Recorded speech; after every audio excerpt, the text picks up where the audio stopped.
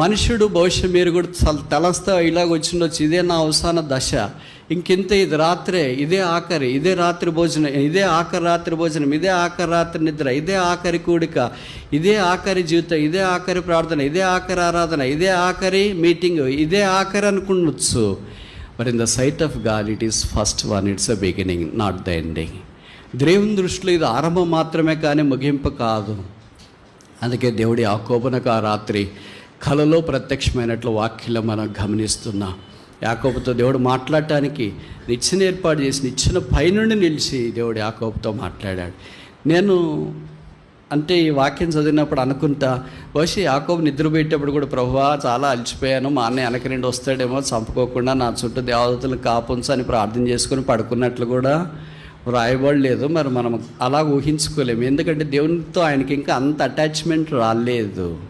కానీ దేవుడు ఆయన దర్శించడానికి ఇష్టపడ్డాడు. ఒంటరిగా పరుగులు తీస్తున్నావా, ఏకాకయ్యావా, తల్లిదండ్రులు దూరం అయిపోయారా, తోబుట్టోళ్ళు తరిమి వేశారా, స్నేహితులు దూరం అయిపోయారా, నీకు పరిచయస్తులు అందరూ గాలికి ఎగిరిపోయినట్లు కెరటాల వలె ఎగిరిపోయారా, ఏకాకిగా మిగిలిపోయావా? చీకటి కదా, అలమటిస్తుంది కదా, అరణ్యం కదా, ఆయన పలకరించేవారు లేరు కదా, భవిష్యత్తు అంతా అంధకారంగా ఉంది కదా, ఏం చేయాలో దిక్కుదోచదు కదా, ఇదే ఆఖరి అనుకుంటున్నావు కదా. చదువైనా, ఉద్యోగమైనా, కుటుంబ జీవితమైనా, సంసార జీవితమైనా, సేవైనా, వ్యాపారమైనా, బాధ్యతలైనా బహుశా యాకోబు వలె చీకట్లో ఉంటే నీతి సూర్యుడు ఉదయించకుండా మానాడు. అలాగే చీకట్లో ఉన్న మానవ జాతి అంతటినీ నీతి సూర్యుడు వదిలేసింటే, యేసుప్రభు వదిలేసింటే, ఇది నేను ఇక్కడ ఉండను, వీళ్ళు చాలామంది ఇక్కడ ఉండరు అనుకుంటా. అనేకసార్లు మనం ప్రార్థన చేయకపోయినా ఆయాసపడి విసిగిపోయి ఇంకేం దేవుళ్ళు, ఏం ప్రార్థన చేయాలి, ఏం మందిరంకి వెళ్ళాలి, ఏం బైబిల్ చదవాలా, ఇన్ని రోజులు చదివిన దానికి ఏం ఫలితం ఉంది, సేవ చేసిన దానికి ఏం ఫలితం ఉంది, దేవుని కొరకు జీవించిన దానికి ఏం ఫలితం ఉంది, ఓడిపోయిన నాకంటే ఇరుగు పొరుగు చాలా బాగున్నారు, వాళ్ళు అంత మందిరానికి రారు, బైబిల్ చదవరు, ప్రార్థన చేయరు, క్రమంగా దేవుని గురించి సువార్త ప్రకటించరు, వాళ్ళే బాగున్నారు, నాకు ఇది ఎందుకు చేయాలలే, నేనెందుకు ఇలాగ దైవికమైన మార్గాల్లో వెళ్ళాలలే అని సోలిపోయి డసిపోయి నువ్వు పడుకున్నా, నీతో పాటు వచ్చేవాడే యేసుక్రీస్తు ప్రభువు. ఆయన ఖచ్చితంగా చెప్తున్నాడు, నేను నిన్ను విడవను. నీ భర్త విడిచినా, నీ భార్య విడిచినా, నీ తోబుట్టువులు విడిచినా, నీ కన్న పిల్లలు విడిచినా, 9 నెలలు కడుపులో మోసి బయటికి తీసుకొని వచ్చి నాభి సూత్రము కత్తిరించిన నీ పిల్లలు నిన్ను విడిచినా, సిలువలో నీ కొరకై వ్యసనాక్రాంతుడిగా వ్యాధిని అనుభవించిన వాడుగా వేలాడదీయబడిన యేసు విడివడు. ఇది యాత్ర, ఇది ఆరంభం మాత్రమే. యాకోబు నిన్ను అన్ని విడిచిపెట్టినారా, ఇంకా నా జీవితం ఇంత ఇలాగైపోయింది. మీరు ఊహించుకోగలరా? సమస్త మనుషులన్నీ సేరదీసి వదిలేస్తే ఒకే ఒకడు బేతేలైన స్థలంలో రాత్రి పడుకొని ఉంటే, do you believe that this single man who was left by all the people and become an insignificant person will become a nation?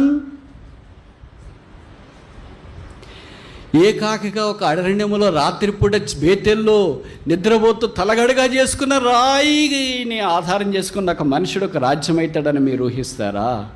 For a man it is double impossible, for a god it is double impossible. అదే ఇప్పుడు ఇశ్రాయేల్ దేశం మనకు తెలుసు. ఆ దినాన దేవుడు యాకోబును విడిచిపెట్టింటే ఈ దినాన దేశం కొని కోల్పోయిండేదేమో. అలాగే మన జీవితాలు కూడా యాకోబు కంటే గొప్పవారమేం కాదు, కానీ యాకోబు దేవుడు ఎవరికి ఆశ్రయము దుర్గమై ఉన్నాడు. ఎవడు యాకోబు దేవుని మీద ఆనుకొననో మనసు పెట్టుకొననో వాడు ధన్యుడని బైబిల్లో రాయబడింది. ఎందుకంటే ఆయన విడవను ఎడబాయని దేవుడు.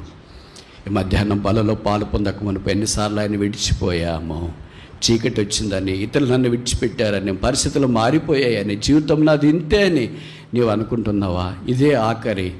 ఈ కొత్త మాసంలోనికి వచ్చినాం, చివరి ప్రభుదినంలోనికి వచ్చినాం. ఇంకే కాదు, ఆఖరి కాదు, ఇది అంతం కాదు, ఇది ఆరంభం మాత్రమే. నేను ఈ మాటలు చెప్తుంటే మీరు అనొచ్చు, ఆరంభమే ఇన్ని కష్టాలైతే, ఆరంభమే చీకటి అయితే, ఆరంభమే ఏకాకైతే, ఆరంభమే తల్లిదండ్రుల ద్వారా విడిచిపెట్టబడితే అంతమేంటి? యాకోబు యొక్క అంతం నాకంటే మీకు బాగా తెలుసు. He had a royal funeral. ఆదికాండం 50వ అధ్యాయంలో ప్రధానమంత్రి వచ్చి ఆయన మీద పడి ఏడ్చాడు, కన్నీటితో ఆయన అభిషేకించినాడు. తలగడగా రాయి పెట్టుకోవటానికి కూడా రాయి దొరకని ఒక యాకోబు ప్రధానమంత్రి ద్వారా భూస్థాపన కార్యక్రమం. ఎలాగంటే డాక్టర్లు వచ్చి ఆయనకు మొట్టమొదట ఎంబాంబింగ్ చేసినట్లు వాక్యంలో మనం చూస్తున్నాం.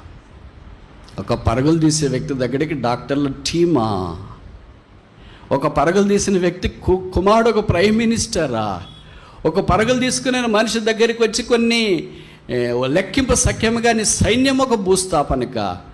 ఆదికాండం 28వ అధ్యాయమే భూస్థాపన అనుకున్నాడు ఆయన. కాదు, 50వ అధ్యాయము. There is a long way to travel. ప్రయాణం చేసేది ఇంకా చాలా ఉంది. ఆ తర్వాత ముందుకెళ్ళటానికి మనం